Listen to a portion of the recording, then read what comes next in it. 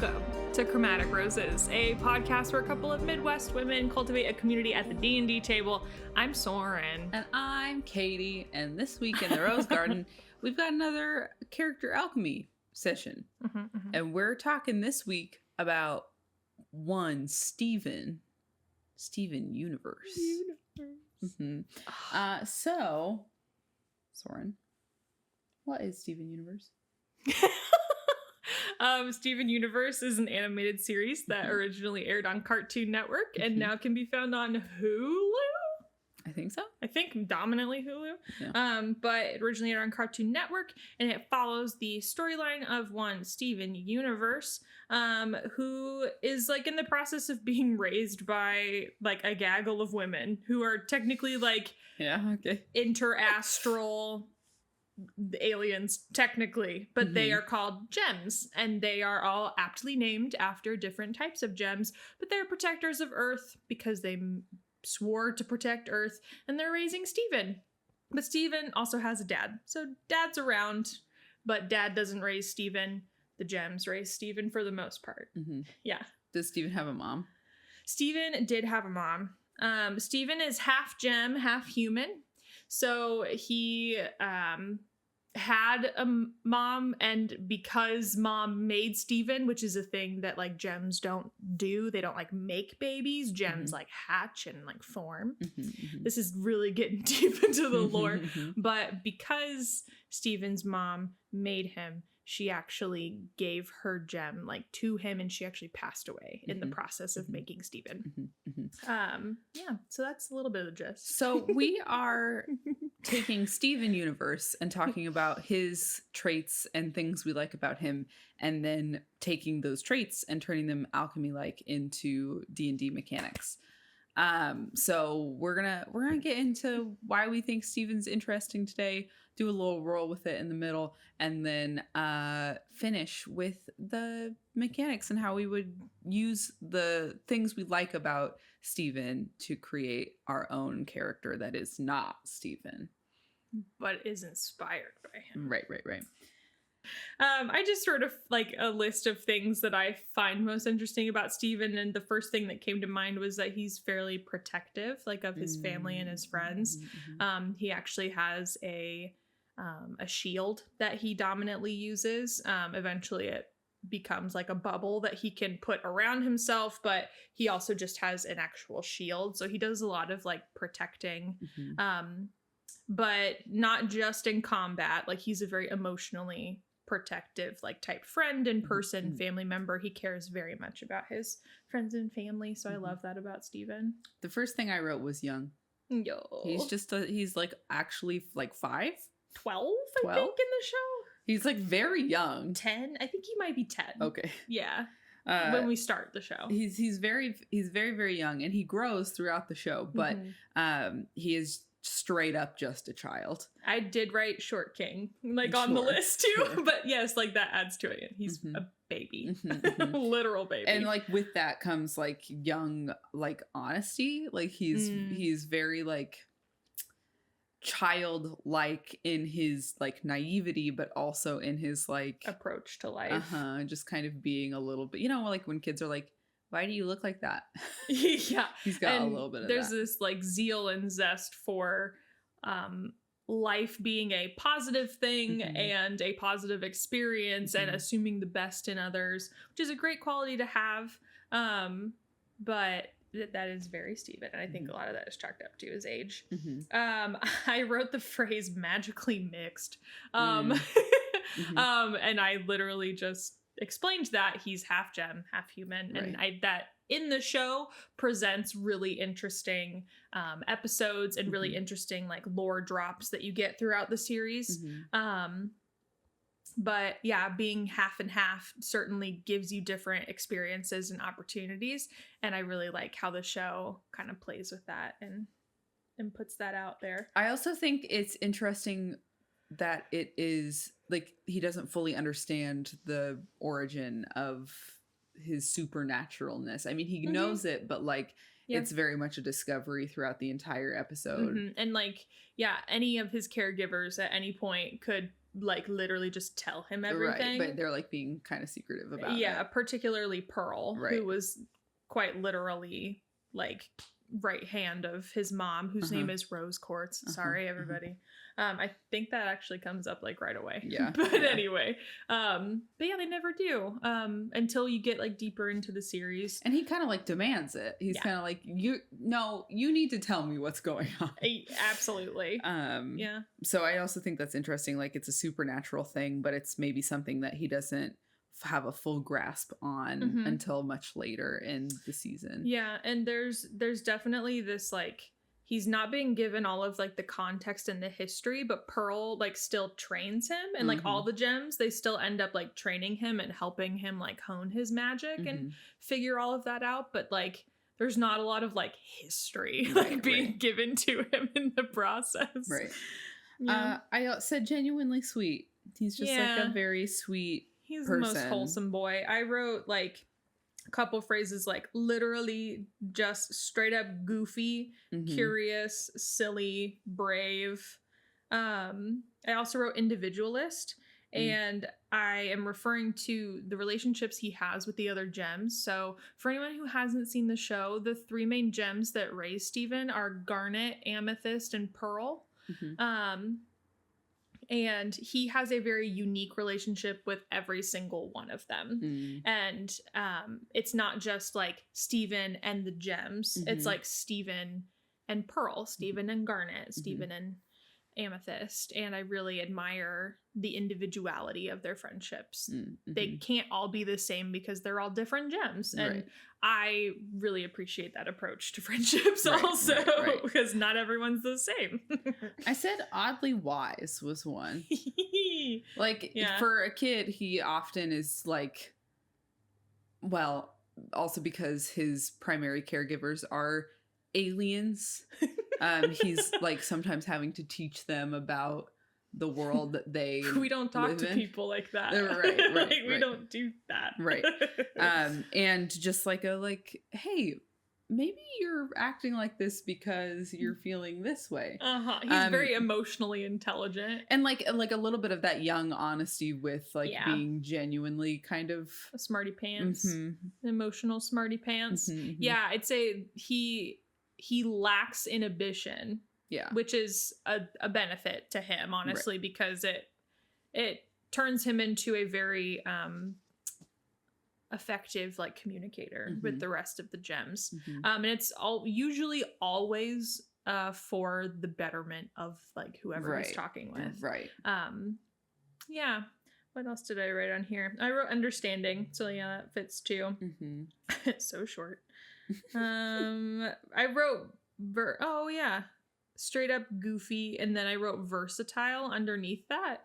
And I think I was referencing the relationship with the gems, but he really does have this like social butterfly nature about him too, even with like other members of the community. Like, he has very genuine and sweet, authentic relationships with people.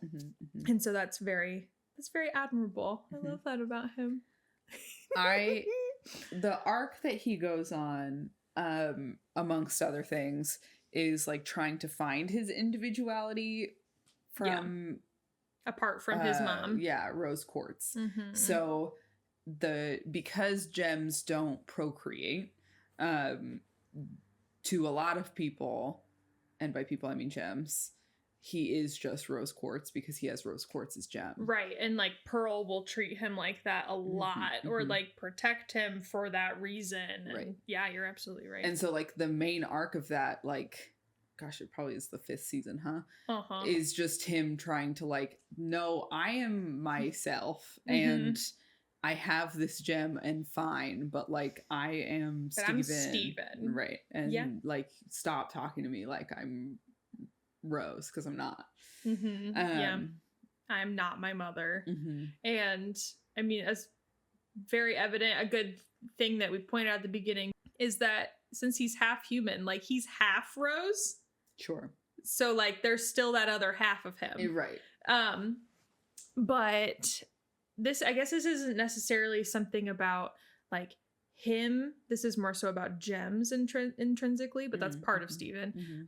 Is like fusion and like being able to like make an extension of that relationship by coming together as like one in a relationship. So there's a mechanic in this show that is 2 gems can like fuse together and create like a larger gem, and it helps them get like stronger. They have like heavier hits. Like it usually comes in handy in like battle a lot of the time, but they use it for silly things too.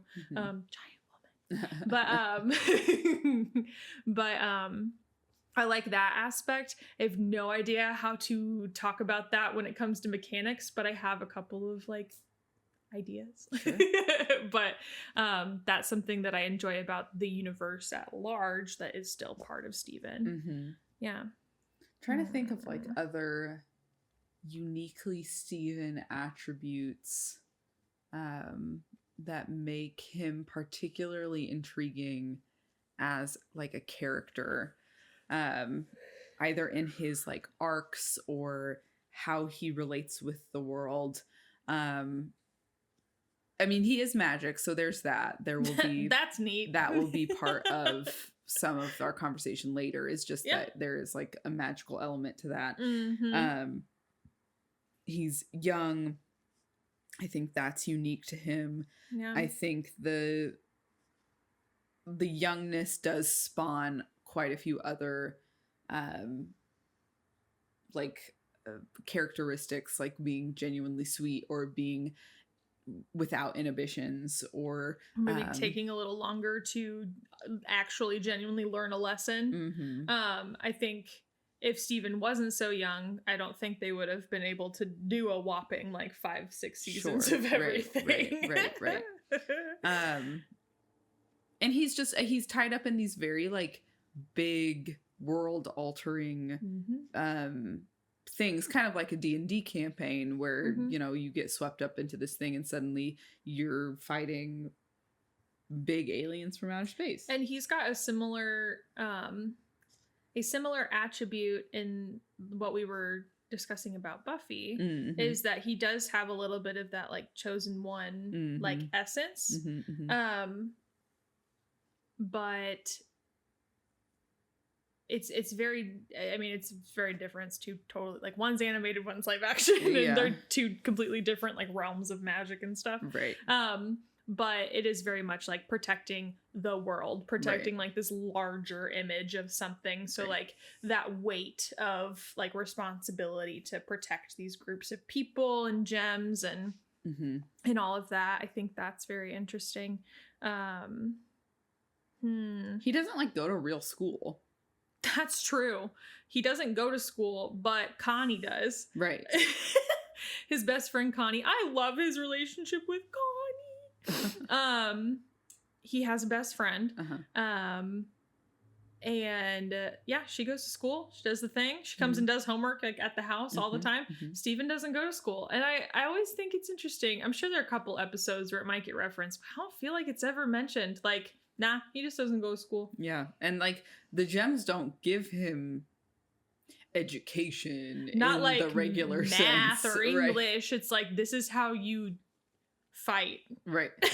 Right. This is how we go through this domain. Right. Yeah, that's interesting. Very acolyte like type. Like he's more of like a not a monk, but you know what I mean? Like you're going to school for a very specific purpose, and it's very, very pinpointed. It's like almost vocational. Yeah. But like no real life skills. You know what I mean? He's not going to like school to be a mechanic or a plumber. He's going to gem school where they talk about how to wield a sword. So I don't know. None of these will transfer, right. Do you have other traits you want to get to before we roll with it? No, I think those are like the main ones that I wanted to talk about. Okay. Then let's roll with it, and then we can start talking about the mechanic stuff. Okay. We're doing a roll on the current table. Okay. Can't use that number. Let's try again. Okay. Got a 17. Okay. Tell us something funny that your cat did recently. Oh my god. What's something funny that... I mean, I lose it anytime Granger or Cora has like a little... Sure, bleps are good. Real good. I don't know. It's not funny. But George and Dinah like hung out on the same seat for like an extended period of time. That's like heartwarming. Oh, show the camera. Oh wow. We can send it to TJ and he can show the evidence. It is just very cute. I was taking a nap and George was on me for a while and eventually I was like, get up. And he climbed over to the chair that Dinah was already on. And like, I mean, they've gotta be touching. I think so. So they just enough that you could be annoyed. Right. They just kind of coexisted while I took a nap. And it wasn't until I woke up that Dinah like got down and was like, what are we doing? And then very promptly I made myself a pizza and George said me also? And Dinah was behind me, just like mealtime. Therefore, we have to sit around and maybe we'll get some. Maybe that's a little funny. What was it? I can't remember what I was eating the other night. Cora was out in the living room running around and I was eating some snacks. And she came out and made a beeline for me and like started doing the like climb up and like she does like the little tiny like that always cracks me up. Yeah. What's something funny your cat did? Or your dog. Or your dog. Or your gerbil. Pet. Yeah. What did you have? A gerbil? A gerbil. What did your gerbil do? Yeah. Let's make some of Steven's traits into mechanical things. I think Steven would be a cleric. I was just going to say the same thing. I said that or a paladin. Yeah. I think more cleric, though. Yeah. More defense. Yeah. More, yeah. And it's got that magic side of things. I wonder, look up some subclasses. Subclasses. This doesn't make sense for Steven, but there is a forge domain, and it made me think of bismuth. Ooh. But bismuth is a murder hobo. Yeah. Doesn't quite. We could talk about all the gems. Bismuth, if you haven't figured it out already, all the gems are named after actual gemstones. Whoa. And bismuth is super cool if you've never seen the actual like stone bismuth. It's super neat. It's like rainbow colored. But bismuth the character is wild. Love her. Kind of. Not all of these make a ton of sense. I mean, peace domain could make sense. The balm of peace thrives at the heart of a healthy community between friendly nations and the souls of the kind-hearted. The gods of peace inspire people all sorts to resolve conflict and stand up against those forces that try to prevent peace from flourishing. And I mean, the peace domain cleric excels at forming bonds between allied creatures. Yeah. So yeah. I think that could fit. I mean, I absolutely think that can fit, and I think it fits enough that it still hits like inspiration level. Right. Character Emboldening creation. Bond. Is that what you were reading? Maybe. You can forge empowering bond among people who are at peace with one another. As an action, you can choose a number of willing creatures within 30 feet of you. This can include yourself, equal to your proficiency bonus. You create a magical bond among them for 10 minutes or until you use this feature again. While any bonded creature was within 30 feet of another, the creature can roll a d4 and add the number rolled to an attack roll, an ability check, or a saving throw it makes. That's amazing. Yeah, because then they become a really big asset for, I mean, they become like glue for a team, which I think Steven is definitely glue. Right. When it comes to the gems. Your channel divinity is Balm of Peace. You can use your channel divinity to make your very presence a soothing balm. As an action, you can move up to your speed up to your speed without provoking opportunity attacks. And when you move within 5 feet of any other creature during this action, you can restore a number of hit points to that creature equal to 2d6 plus your wisdom modifier. There's Protective Bond. The bond you forge between people helps them protect each other. When a creature affected by your emboldening bond, that's the thing from before, right, is about to take damage, a second bonded creature within 30 feet of the first can use its reaction to teleport to an unoccupied space within 5 feet of the first creature. The second creature then takes all of the damage instead. It's like Cleric reverse jumbled Misty Step. Sort of, yeah.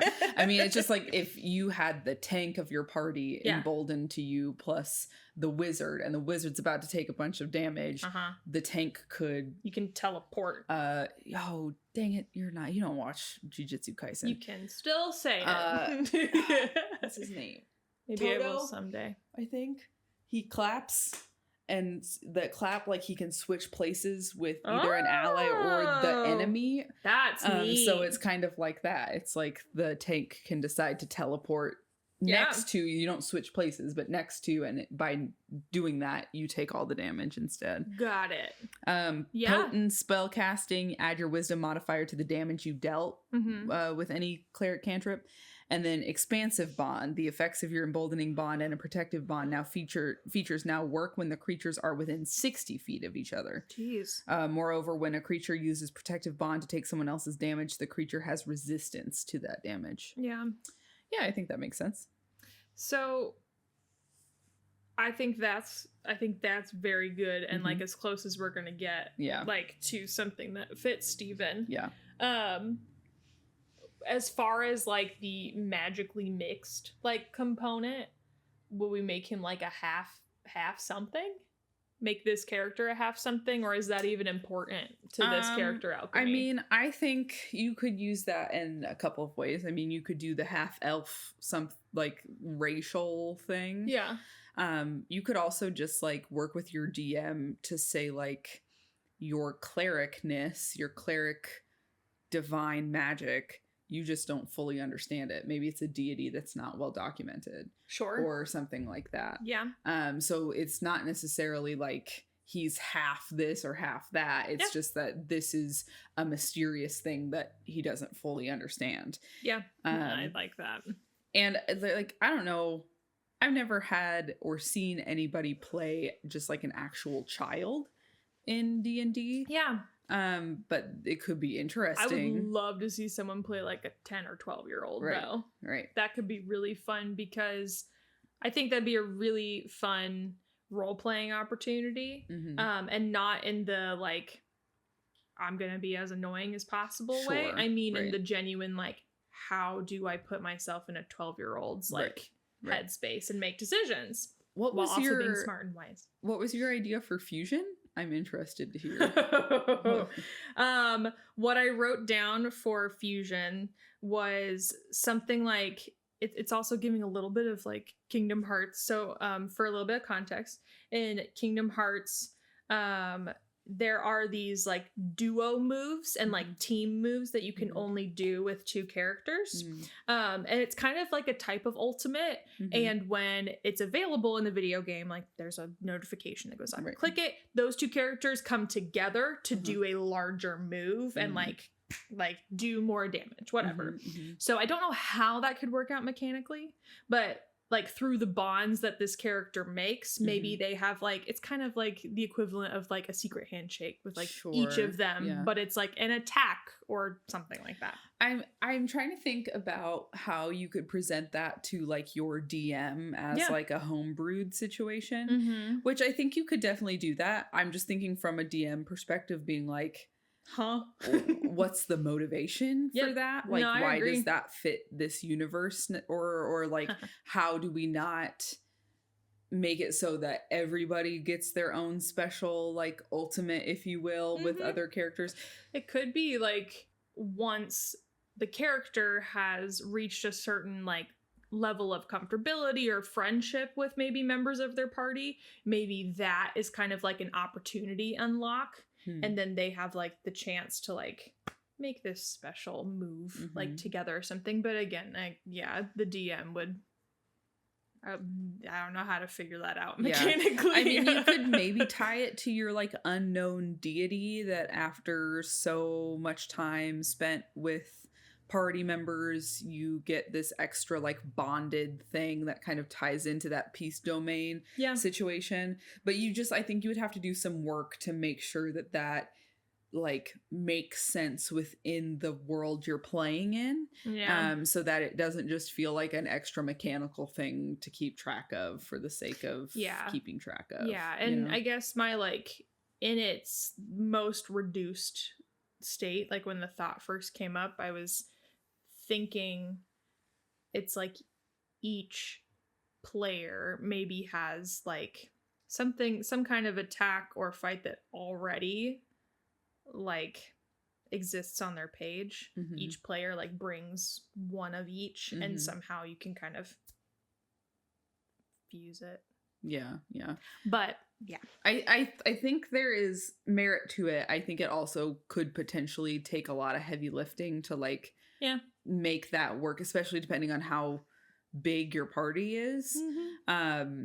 And making sure that it's still balanced within the rest of like, so if you're going to do that and fuse two skills together, does that then unbalance those two moves against like an opponent? Like, mm-hmm. does that make it so overpowered that just takes the opponent out? You know, like I think there would be some balancing that had to happen there. But if it makes sense canonically and can make sense within the world that you're playing in, I think it is worth at least a conversation. And like even just saying to your DM like, hey, I'm trying to make a character that's kind of Steven inspired and I like the idea of fusion.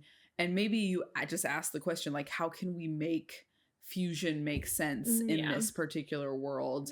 And maybe they have a good idea. I had a literal like thought that went through my head that mm-hmm. I did not write on the paper because this sounds very silly to me, is what if they literally like sit on the other player's shoulders if we're going with like kid and short? Oh, sure. And they combine. But I was like, that doesn't make sense. No, Again, talk with your DM. Sure. Caden, I would love to hear your thoughts on fusion and how you think that could work mm-hmm, D&D mm-hmm, wise. Those were my main thoughts on fusion. Sure. But shoot, I lost my other thought. Did you have another thought? About fusion? No, about just anything about building this character out. I was trying to look at the different backgrounds and see if there was something that made sense.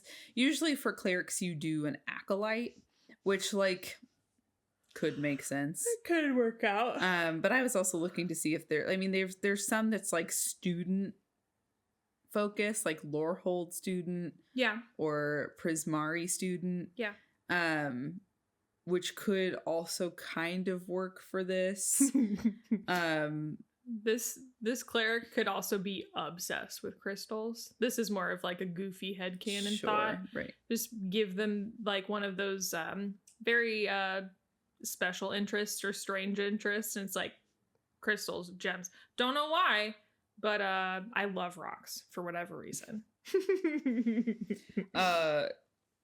The acolyte he's also background. I didn't even bring that up, but he's extremely musically talented. Oh, sure. I didn't even think about that, but I don't think I'd want him to be a bard. Right. Anyway, sorry, continue. The acolyte background is about spending time in a service of a temple or to a specific god or pantheon of gods. Sure. You act as an intermediary between the realm of the holy and the mortal world. You choose a god or a pantheon of gods or something, work with your DM to like figure out the nature of your religious service. Yeah. You get proficiencies in insight and religion. You get to learn 2 languages of your choice. You have a holy symbol. That could be a gem or something like that. Or the rose. Mm-hmm. Your feature, you get Shelter of the Faithful. So as an acolyte, you command the respect of those who share your faith, and you can perform the religious ceremonies of your deity. You and your adventuring companions can expect to receive free healing and care at a temple, shrine, or other established presence of your faith. Yeah. So then I guess from personality traits, did we do this for Buffy? I can't remember. I don't feel like No, yes, I did. Yes, we did. Okay. I think we definitely talked about that. But I mean, I'm just looking at this personality traits 4. You would roll in a D8, but number 4, nothing can shake my optimistic attitude seems pretty. I don't even need to roll for that. Pretty I feel fitting. like that is very fitting for Steven. Aspiration feels very fitting as an ideal, so I seek to prove myself worthy of my God's favor by matching my actions against his or her teachings, which is like a little bit wonky, but I mean, he's aspiring to, he's a young lad. And we can like think back to the like, I'm not my mother. Like it can be like a, yes, I'm aspiring to be like that, but I'm going to do it my way. Right. There's also charity. Like I always try to help those in need no matter the personal cost. Very Steven. Bonds. I would die to recover an ancient relic of my faith. I will someday get revenge on the corrupt temple hierarchy. I owe my life to the priest who took me in when my parents died. That one feels good. Everything I do is for the common people. I will do anything to protect the temple where I serve. Yeah. And I seek to preserve a sacred text that my enemies consider heretical and seek to destroy. So, I mean, I think the, like, I owe my life to the priest who took me in. I mean, if we're really going to pull, like, Steven as a big inspiration, you could be raised in a temple. Yeah. Your parents are dead. Yeah. And you could have like, there were 3 or more, or just like a small group of acolytes that raised you, made you who you are. And Right. I judge others. These are flaws. I judge others harshly and even myself even more severely. I put too much trust in those who wield power within my temple's hierarchy. My piety sometimes leads me to blindly trust those that profess faith in my God. I am inflexible in my thinking. I am suspicious of strangers and expect the worst of them. Once I pick a goal, I become obsessed with it to the detriment of everything else in my life. So where I think this kind of deviates is that, like, in Steven universe, there is no, like, God that they're serving. Yeah. They're quite literally serving, like, the greater good and protecting Earth. So I'm not sure. I feel like it's one of those things where you're, like, in an interview and they're like, okay, like, tell me some of your weaknesses. And you're like, yeah, I'm so helpful that it's like a weakness. I need to stop being so helpful. Right. And it's kind of, I mean, I feel like that does happen to Steven a few times. He helps people or goes out of his way to help someone so much that sometimes it's to the detriment of himself and to his own, like, peace and happiness. So that could definitely be in there. I also kind of think in this, like, metaphor that homeworld, like the gems, is kind of the god in this. That's fair. Good point. So, like, you could say that, like, my piety sometimes leads me to blindly trust those that profess faith in my God. So trusting gems, period. Like, I trust gems regardless of who they are. Right. That and he does, and that gets him into trouble. Right. At some point in the show. That could be part of it. I put too much trust in those who wield power within my temple's hierarchy. So, like, that could be, I don't think this is necessarily explored in Steven universe, but that could be like overly trusting Garnet because she's strong and holds power when maybe she doesn't deserve that amount of trust. I'm not saying that's true, but, like, that could be how you play that. That's blasphemous. Right. I mean, also, like, the once I pick a goal, I become obsessed with it to the detriment of everything else in my life. It makes me think of when he went on that spaceship and, like, Connie didn't know where he went and his dad didn't know where he went and, like, that kind of stuff. So, like, I have to do this and I have to do it alone kind of a vibe. Absolutely. So I think that absolutely could fit. It's not quite chosen one, but it is, like, shouldering the burden and, like, if I can solve the problem, then I'm going to. Right. And I don't want to get anyone else involved. Right. Yeah. I also think the trying to find your individuality could be an interesting thing to explore in a D&D campaign. So, like, if you were talking about having this deity you don't know a lot about, you were raised from this temple, maybe it's just, like, trying to find your individuality apart from the temple. Maybe you're leaving the temple for the first time and you're trying to find your individuality from that. That could be an interesting way to explore that. Yeah, I agree. I think that'd be, like, I think there's a lot of nice like story opportunity there. And I think that is a very common theme or like narrative that like any character could go through. Right. I was just gonna see the quick build for wisdom should be your highest. Well, I was gonna suggest that anyway. Sure. That wisdom would be his highest. And that makes the most sense. Followed by strength or constitution. I would say constitution would make more sense. I would too. That makes more... I'm thinking of his shield specifically. Yeah, I can just stand more. He's also like fairly charismatic, so I think it would make sense for a character like Steven to have high charisma. I do too. If he's young, you could decide how you want to like shake out those modifiers. You could also, I mean... this would be a character I would start at level 1, like kind of regardless of the rest of fair. The campaign. Like if it's truly a child, if you're playing a child and they like don't know a lot about their stuff, like it would make sense that they would be a lower level character. Yeah. And let some of those things come to light. I would also like keep my backstory pretty sparse. Yeah, like this is all I know. This is all I've got. And then let the DM kind of fill in some of the blanks for you. Yeah, absolutely. Especially if you let them know like a little bit of what you're going for. Like if you were to go to someone and be like, hey, I'm trying kind of going for Steven. Right. Like if I said that to Sam, I know that he would weave a ton of fun little like story beats and whatnot into it. Yeah. Yeah, I think that could make for a really, really fun character. I think that would actually make me interested to play a cleric. It's not that I'm like put off from clerics. I would love to try playing one day, but I like the idea of making him Steven flavored because I love Steven. Yes, me also. Anything else you want to talk about as far as mechanics go? I don't think so. Mainly, I wasn't sure like how quick this would go for us, but like he's fairly straightforward, I feel like, and he's the sweetest bean. And if you make a character like this, I hope you have a good wholesome time. Yeah, he's like definitely somebody who will just be like down to make friends. Yeah, like his social. Reason for being a part of the party is because he wants buddies. And part of his reason, like, for joining a party could maybe be part of that individuality. Like, I've been growing up in this temple as long as I have been.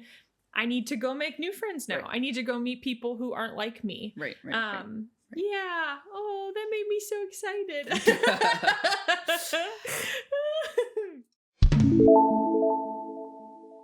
Well, that's it for us this week. Thanks for spending time with us today. Thanks to Noah Trumbull for the use of our theme song. Link to his Instagram in the description below. Check out what he's doing and his band. They've won Best Band or Battle of the Bands or something like that. They've released an album. They've got all kinds of stuff going on. So go check them out. It's just Liquid Death. Don't worry. Just kidding. I just loved how the sentence was flowing and then you were throwing the can around. This is water. It is water. That's what I said. If you're enjoying the show, there are a few things that we'd love if you do. First, please leave us a review because reviews help other people find us. We appreciate all the reviews that people have submitted so far. They really, really help boost the show. And second, go ahead and follow us wherever you find your podcasts, also on social media. So we've got Facebook, Instagram. You will barely ever see us on Twitter, if not at all. But on Instagram and Facebook, we're a little more active, and we also make announcements about, well, Caitie makes announcements about when she's streaming every once in a while, so it's very fun to watch her play games like Inscription and Dreamlight Valley, and maybe one of these days we can play the Escape Simulator on stream. Sure, yeah. But yeah, so she'll put information about those on our Instagram, so be following those so you can catch us there too. We also want to hear from you. Did something about our conversation about Steven Universe make you think? Do you think we made a misstep? Let us know. Or do you want us to talk about something different next time? Send us an email at chromaroses@gmail.com. That's CHROMAROSES@gmail.com. It's all lowercase, and we cannot wait to hear from you. Yeah, you, the person on the other side of the screen. I'm talking specifically to you. Okay. This has been Chromatic Roses. I'm Soren. And I'm Caitie. Mommy those hobbies. Okay, love you.